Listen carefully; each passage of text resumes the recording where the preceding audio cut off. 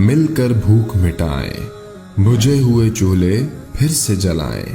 غذائی قلت کے شکار ہزاروں افراد آپ کی مدد کے منتظر ہیں۔ آگے بڑھیں اور ان کی امید بنیں۔ اپنے صدقات اور عطیات MTJ فاؤنڈیشن تک پہنچائیں۔ السلام علیکم ورحمۃ اللہ وبرکاتہ۔ الحمد للہ وکفی وسلام علی عبادہ الذین اصطفی، اما بعد۔ رجب کے مہینہ میں اللہ تعالیٰ کے نبی کو اللہ تعالیٰ نے اپنے پاس بلایا، جس کو ہم معراج کہتے ہیں، شب معراج، لیلۃ المعراج، اور اس کے لیے اہتمام بھی کیا جاتا ہے، عبادات کا، خیرات کا۔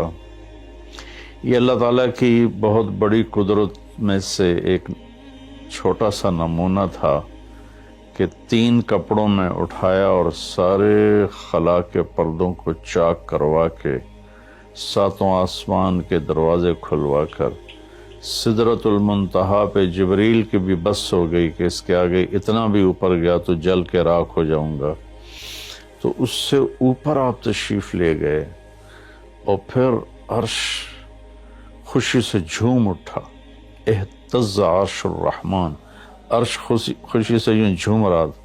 خوشی میں انسان بے خود ہو کر جھومنے لگ جاتا ہے، تو کہ اللہ کا عرش جھومنے لگا آپ کی آمد پر، اور پہلی ہستی ہیں جن کا قدم اللہ کے عرش پر پڑا، اور اللہ تعالیٰ اور اللہ کے محبوب کے درمیان جتنے نور کے پردے تھے اللہ نے سب ہٹا دیے، اور السلام علیک ایھا النبی ورحمۃ اللہ وبرکاتہ۔ اللہ تعالیٰ نے ایسا خوبصورت سلام پیش کیا، تو اللہ کے نبی پہ قربان جاؤں، انہوں نے اپنی امت کو بھی شریک کر لیا، السلام علینا وعلی عباد اللہ الصالحین۔ اللہ ہمارے اوپر بھی سلام ہو آپ کا، اور جو میری امت کے نیک لوگ ہیں ان پر بھی آپ کا سلام ہو، آپ کی رحمت ہو۔ تو معراج کا واقعہ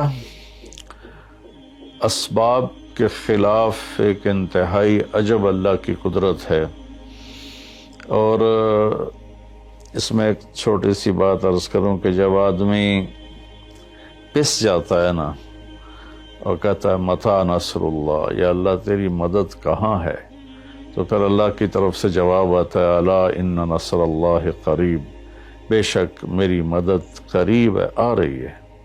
یہ واقعہ طائف کے بعد پیش آیا ہے، جب آپ بے بس ہو گئے تھے، پتھر کھا کے شدید زخمی ہوئے، پھر آپ مکہ تشریف لائے تو باہر ٹھہر گئے، اندر آنے کی آپ کی سکت نہیں تھی، اور آپ نے زید ابن حارثہ کو اخنس بن شریک کے پاس بھیجا کہ مجھے پناہ دو، میں مکہ میں داخل ہونا چاہتا ہوں، تو اس نے انکار کر دیا، کہا میں نہیں پناہ دیتا۔ پھر اپنے سہیل ابن عمر کو پیغام بھیجا کہ مجھے پناہ دو، اس نے بھی انکار کر دیا۔ پھر ایک اور عرب کے سردار تھے، ان کو پیغام بھیجا، غالباً صفوان بن امیہ کو پیغام بھیجا کہ مجھے پناہ دو، تو انہوں نے بھی انکار کر دیا۔ تو پھر آپ نے مطعم بن عدی کو پیغام بھیجا، ان کے بیٹے جبیر صحابی بنے، تو مطعم بن عدی کو پیغام بھیجا تو وہ آپ نے بچوں کو لے کر باہر گیا، اور اللہ کے نبی کو اپنے بیٹوں کے ساتھ لے کر مکہ میں انٹر ہوا، حرم شریف میں آ کے اعلان کیا آج کے بعد محمد بن عبداللہ صلی اللہ علیہ وسلم میری پناہ میں ہے، انہیں کوئی ٹچ نہیں کر سکتا۔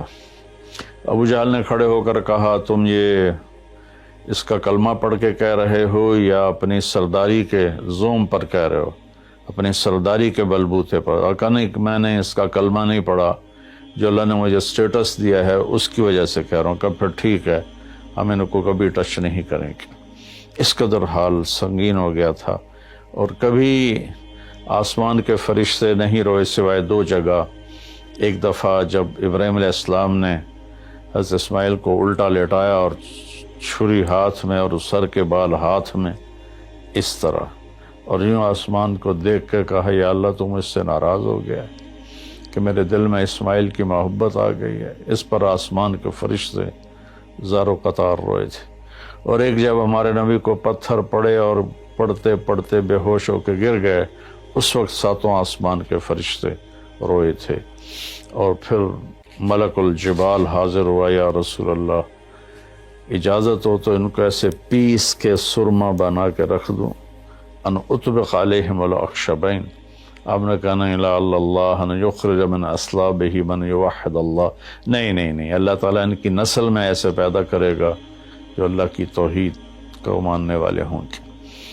اس تکلیف کے بعد یہ سفر ہوا کہ 27 رجب کو جبرائیل آئے، آسمان سج چکے ہیں، اور ہماری یعنی زبان میں یا ہمارے رواج میں کہ یا رسول اللہ استقبال کے لیے قطاریں لگ گئی ہیں، آپ ان کو لے کر گئے۔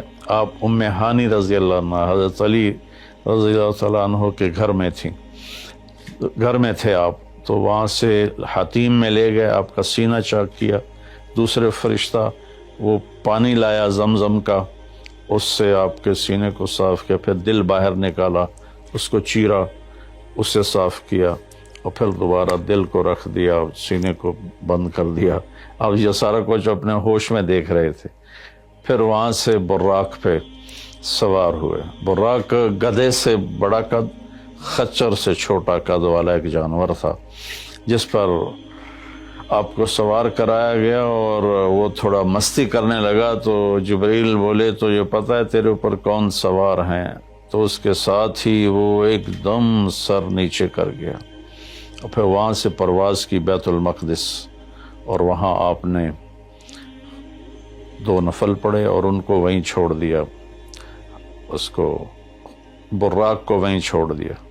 وہاں سے پھر سفر شروع ہوا اللہ کی طرف۔ اس سفر کو اللہ نے یوں بیان کیا، سبحان الذی اسری بعبدہ لیلا من المسجد الحرام الى المسجد الاقصى الذي باركنا حوله لنريه من آیاتنا انه هو السمیع العلیم۔ تو اس میں اہل علم کے لیے بڑا خوبصورت نقطہ بھی میرے ذہن میں ہے کہ یہ قرآن کی پہلی صورت ہے جو سبحان مصدر سے شروع ہو رہی ہے، سبحان الذی۔ پھر اس کو آگے لے جا کر اللہ تعالیٰ نے مصدر کے بعد فعل ماضی ہوتا ہے تو سبح للہ ما فی السماوات والارض کے ساتھ شروع کیا، تو مصدر آیا، ماضی آیا، ماضی کے بعد مضارع ہوتا ہے، فیوچر ہوتا ہے، مستقبل ہوتا ہے، تو یسبح للہ ما فی السماوات وما فی الارض الملک القدوس العزیز الحکیم۔ پھر اس کے بعد امر کا صیغہ ہوتا ہے تو سبح اسم ربک الاعلی الذی خلق فسوی۔ یہ قرآن کا اعجاز ہے، قرآن کی خوبصورتی ہے، قرآن کی بلاغت ہے۔ سبحان، سبح، یسبح، سبح۔ تو اللہ تعالیٰ نے پہلے اپنی پاکیزگی کو بیان کیا کہ جو کچھ کہنے والا ہوں میں سب کچھ کر سکتا ہوں، میرے لیے کوئی مشکل نہیں کہ میں اپنے بندے کو لے کر گیا۔ اللہ آنے جانے سے پاک ہے، لیکن با کا اضافہ یہ بتاتا ہے کہ اللہ تعالیٰ کہہ رہے تھے یوں ہی سمجھو کہ میں اپنے بندے کو خود لے کر گیا اوپر۔ آپ جبریل کے کندھوں پر، پروں پر سوار ہو کر نہیں گئے، آپ کا سفر الگ تھا، جبریل کا الگ تھا، یہاں تک کہ پہلے آسمان پر پہنچے تو دروازہ کھلا تو آدم علیہ السلام نے استقبال کیا، گلے لگایا۔ پھر اس سے اوپر گئے تو عیسیٰ علیہ السلام، یحییٰ علیہ السلام، زکریا علیہ السلام نے استقبال کیا، اور سارے آسمان کے فرشتوں نے استقبال کیا۔ پھر اس کے بعد تیسرے آسمان پر گئے تو یوسف علیہ السلام نے استقبال کیا اور سارے فرشتوں نے۔ پھر چوتھے آسمان پر گئے تو یونس علیہ السلام نے اور باقی سارے فرشتوں نے۔ تو پھر پانچویں آسمان پر گئے تو ہارون علیہ السلام اور آسمان کے فرشتے۔ پھر چھٹے آسمان پر گئے تو موسیٰ علیہ السلام اور موسیٰ علیہ السلام کے آسمان کے فرشتے۔ اس دن اللہ نے، میرا کہ میں نے پڑھا کہیں نہیں لیکن مجھے لگتا ہے کہ اس دن اللہ تعالیٰ نے سارے فرشتوں کی عبادت کی چھٹی کرا دی ہوگی اور فرمایا ہوگا بس میرے محبوب کا دیدار کرو، استقبال کرو، آج یہی تمہاری عبادت ہے۔ کیونکہ ہر فرشتہ بے قرار تھا کہ دیدار ہو جائے۔ پھر اب 7ویں آسمان پر گئے، وہاں ایک بیت اللہ تھا، وہاں ایک بزرگ سفید داڑھی والے یوں کر کے بیٹھے ہوئے تھے، یوں کر کے، اور لمبے ان کے بال تھے، لمبی داڑھی تھی، وہ نہیں اٹھے، وہ بیٹھے رہے۔ جب اب قریب آئے تو وہ کھڑے ہوئے اور کہا میرا بیٹا آ گیا۔ پہلے نبیوں نے کہا ہمارے بھائی آ گئے، ہمارے بھائی آ گئے، ہمارے نبی آ گئے۔ اس بزرگ نے کہا میرے بیٹے آ گئے، میرے بیٹے آ گئے۔ تو آپ نے جبریل سے پوچھا یہ کون بزرگ ہیں؟ تو انہوں نے فرمایا یہ آپ کے دادا ابراہیم علیہ السلام ہیں۔ اس میں اللہ نے ہمیں سبق دیا کہ بیٹا کتنے ہی عالی مقام پہ چلا جائے، اس کی ذمہ ہے اپنے ماں باپ کا ادب کرے، ان کے پاؤں چھوئے، ان کے سامنے سر جھکا کے چلے۔ یہ ہواؤں میں اڑ جائے، عرش کو چیر کے اللہ تک پہنچ جائے، پھر بھی باپ کے آگے، ماں کے آگے سر جھکانا ہے۔ اور یہ سبق عملاً اللہ نے امت کو سکھایا، پہنچایا کہ اللہ تو جانتے تھے کہ یہ امت اپنے والدین کی کتنی نافرمان ہوگی، اور کتنے ماں باپ ہوں گے جو چھپ چھپ کے روئیں گے، کتنی مائیں ہوں گی جو دوپٹے کے پلو میں اپنے آنسو چھپا لیں گی اپنی اولاد کی نافرمانی کی وجہ سے، بدتمیزی کی وجہ سے۔ میرے نبی سے پوچھا گیا یا رسول اللہ قیامت کب آئے گی؟ تو آپ نے فرمایا اللہ کو پتہ ہے، کیا کوئی نشانی فرما دیں؟ ارشاد فرما دیں کہ جب مائیں بیٹیوں کے ہاتھوں ذلیل ہوں گی تو قیامت آئے گی۔ یعنی بیٹے تو کرتے ہی رہتے ہیں، اگر بیٹیاں بھی ماں کو ذلیل کریں گی تو قیامت آ جائے گی۔ تو یہ اتنا بڑا مقدس رشتہ ہے۔ آپ نے فرمایا جس نے اپنے والدین کو دکھ دیا اس پہ اللہ کی لعنت، زمین آسمان کی لعنت، فرشتوں کی لعنت، نہ اس کی نماز قبول ہے، نہ روزہ، نہ صدقہ۔ اور دوسری طرف آپ نے فرمایا جو صبح صبح ماں باپ کی زیارت کر لے تو صبح سے شام تک جنت کے 2 دروازے اس کے لیے کھل جاتے ہیں۔ نہ حال پوچھا نہ خدمت کی، صرف آ کے زیارت کی، محبت کی وجہ سے۔ شام کو آ کے ان کی زیارت کی تو صبح تک جنت کے 2 دروازے اس کے لیے کھلے رہیں گے۔ پھر ان میں کوئی ایک فوت ہو جاتا ہے اور یہ اس ایک کی بھی ایسے تعداد کرتا ہے، زیارت کرتا ہے، ایک دروازہ کھلا رہے گا۔ تو یہ اس میں ایک بہت بڑا سبق تھا ماں باپ، چونکہ پہلا قصور تو ماں باپ کا ہے کہ وہ بتاتے ہی نہیں، وہ تعلیم ہی نہیں دلاتے جس سے پتہ چلے کہ ماں باپ کا مقام کیا ہے۔ اسی میں ہماری نسل ڈپریشن کا شکار ہو گئی۔ تو انہیں کیا پتہ باپ کون ہوتا ہے، ماں کون ہوتی ہے۔ تو آپ وہاں سے تشریف لے گئے تو سدرۃ المنتہا، جہاں بارڈر آ جاتا ہے ان مخلوقات کا، بارڈر پر جبریل نے کہا یا رسول اللہ بس آگے میرے پاس ویزا کوئی نہیں ہے، ایک بالشت بھی اوپر جائے، ایک گٹھ بھی اوپر جاؤں گا تو جل کے راکھ ہو جاؤں گا۔ اللہ نے ایک تخت اتارا، اس سے اپنے محبوب کو بٹھایا اور وہ گئے بلندیوں کو چیرتے ہوئے، اس نے عرش پر جا کر لینڈ کیا، آپ اترے اور میرے اللہ تعالیٰ نے کہا ثم دنا فتدلی فکان قاب قوسین او ادنی۔ اللہ تعالیٰ نے اپنے محبوب کو اپنے قریب کر لیا، اتنا قریب کیا کہ فاصلے مٹ گئے، فاصلے مٹ گئے۔ تو بھائیو پھر لمبا واقعہ ہے، اور لوگ آج کل اتنا لمبا سنتے بھی نہیں ہیں، تو میں صرف جانے کا بتا دیتا ہوں۔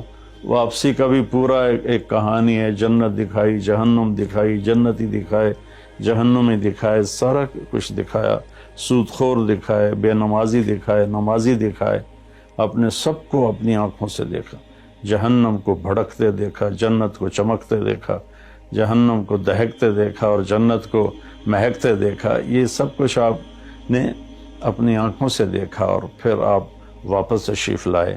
تو جب آپ پہنچے تو ابھی رات کا حصہ باقی تھا اور رات گزری نہیں تھی جب آپ اتنی بڑی کائنات کا سفر کر کے واپس تشریف لائے۔ تو اس میں ایک بڑا سبق ہے، وہ یہ ہے کہ اللہ نے اپنے نبی کا ہاتھ پکڑا اور اپنی ذات تک پہنچا دیا۔ ہم اپنا ہاتھ اللہ کے نبی کے ہاتھ میں دے دیں تو ہم بھی اللہ کی ذات تک ہماری بھی پہنچ ہو جائے گی۔ اگر کوئی بڑائی کے سفر طے کرنا چاہتا، بڑا آدمی بننا چاہتا ہے کہ میں تو جی گریٹ مین بننا چاہتا ہوں، میں کامیابی چاہتا ہوں، میں سکسیسفل لائف چاہتا ہوں، تو کامیابی ہے کہ میرا آپ کا اللہ ہم پہ راضی ہو، جب ہم مریں تو وہ ہم سے خوش ہو کر ملے، ہمیں جنت کا پروانہ دے۔ یہ ہے کامیابی۔ یہ نہیں کہ آپ بڑے مالدار بن گئے، آپ امریکہ کے صدر بن گئے، یہ نہیں ہے۔ کامیابی یہ ہے کہ آپ سے مجھ سے اللہ راضی ہو جائے، یہ سب سے بڑی کامیابی ہے۔ تو اللہ تعالیٰ کے نبی کے ہاتھوں میں ہاتھ دے دے تو اللہ تک پہنچائی آسان ہو جائے گی۔ ایک واقعہ سنا کے ختم کرتا ہوں۔ ایک بدو آیا، کہنے لگا ہے محمد، آپ نے کہا جی۔ آپ بدتمیزی کا جواب بدتمیزی سے نہیں، پیار سے دیتے، جی تیری 3 باتیں بڑی عجیب ہیں۔ آپ نے کہا کیا؟ تو کہتا ہم باپ دادے کا دین چھوڑ کے تیرے دین پہ آ جائیں گے، ہم کیوں چھوڑیں باپ دادے کا دین؟ کہا اچھا، اور؟ تو کہتا ہے کہ ہم مر کے مٹی ہو جائیں گے اور پھر دوبارہ زندہ کیے جائیں گے۔ کہا اچھا، اور؟ تو کہتا ہے سورے عرب کو تیری امت فتح کر لے گی، ایران اور یورپ کو بھی تیری امت فتح کر لے گی۔ تو یہ کیسی بچوں والی باتیں کہا، ان کو روٹی نہیں ملتی اور یہ سنا رہا ہے ان کو کہ اس سے کیسر اور کسرا 2 بڑے بلاک تھے اس وقت۔ تو آپ نے مسکرا کے فرمایا انشاءاللہ تیری عمر لمبی ہوگی، تو دیکھے گا کہ سارا عرب و عجم میرا کلمہ پڑھے گا، پھر تو دیکھے گا کہ سارا عرب و عجم یہاں مدینہ ڈھک کے آئے گا، اور پھر تو دیکھے گا کہ اللہ تعالیٰ قیامت کے دن تجھے بھی کھڑا کرے گا، مجھے بھی کھڑا کرے گا، اور میں تیرا ہاتھ پکڑ کے تجھے یاد دلاؤں گا کہ ہو گیا یہ زندہ ہونا کہ نہیں ہوا۔ تو وہ کہنے لگا نہیں میں نہیں مانتا، تو چلا گیا۔ اس نے پھر ابوبکر صدیق کے دور میں دیکھا سارا عرب فتح ہو گیا، کہنے لگا پہلی بات تو پوری ہوگی، ساری قوم نے کلمہ پڑھ لیا۔ حضرت عمر کا زمانہ آیا تو کیسر اور کسرا پٹ گئے، تو کہنے لگا دوئی گل بھی پوری ہوگی، ہن بھاویں تری ہو ہی نہ جاوے کدائیں، چلیے بھائی کلمہ پڑھیے۔ تو وہ وہاں سے اپنے علاقے سے آیا، حضرت عمر کے دربار میں آ کر اس نے کلمہ پڑھا۔ جب وہ آپ کی محفل میں آتا آپ اس کے لیے کھڑے ہو جاتے، بڑا اکرام کرتے۔ تو ایک دفعہ فرمایا کہ تم دیکھتے ہو میں اس بدو کا بڑا اکرام کرتا ہوں، میں اس محفل میں تھا جس میں اللہ کے نبی نے کہا تھا کہ رہے گی تیسری بات تو تیرا ہاتھ پکڑ کے بتاؤں گا کہ ہوئی کہ نہیں ہوئی، ہم مر کے زندہ ہوئے ہیں کہ نہیں ہوئے۔ اور قیامت کا دن جس کا ہاتھ میرے نبی کے ہاتھ میں آ گیا وہ جنت میں پہنچانے سے پہلے کبھی نہیں چھوڑیں گے۔ تو یہ وہ شخص ہے جس کا ہاتھ میرے نبی نے پکڑا ہوا ہے، اس کو جنت تک پہنچا کے چھوڑیں گے۔